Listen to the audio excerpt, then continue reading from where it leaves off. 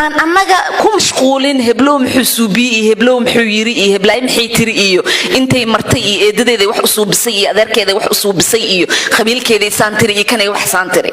waxaas muhiim ma aha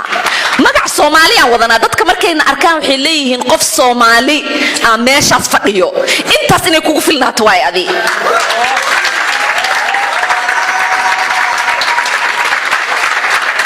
boqolkiiba 90 inta lacag aan aruursado muslina ii aruuris wiliga isma arkin sababta kaliya iigu aruurina waxa way gabar qamaar wadata aan meeshaas fadhiso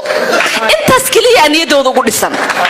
adiga marka waaba iiga soo sokaysa ilma adeerna aan hay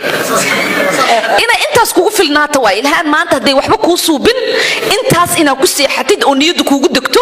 maanta adigoo shalay qaxooti ahayd 20 sano ka hor gabar in adeertaa in Congress u dirsatay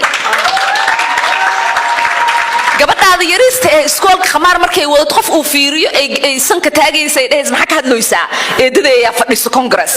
oo khamaar wadato intaas inay kugu filnaato waay marka yaan ismashquulinin marka aad TV-giina furtiin oo joornaalada ay akhrisin waxa arkaysiin gabar qurux badan oo Minnesota House idin fadhiso oo Hodan Xasan la dhahay idinku abtirsato oo khamaar wadato intaas inay idinku filnaato waay TV-ga marka furtiin mid oo kale ta arkaysiin oo Hodan oo kale u qurux badneen oo meel ka qaylinayso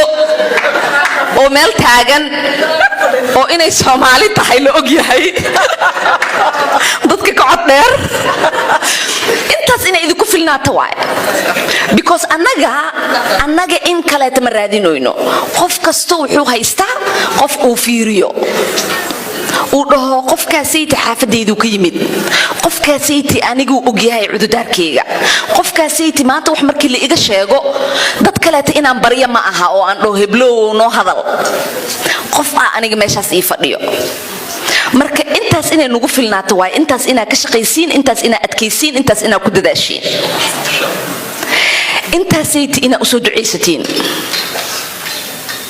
inta kale anaga waa ka adagnahay inta kale anaga waa ka adagnahay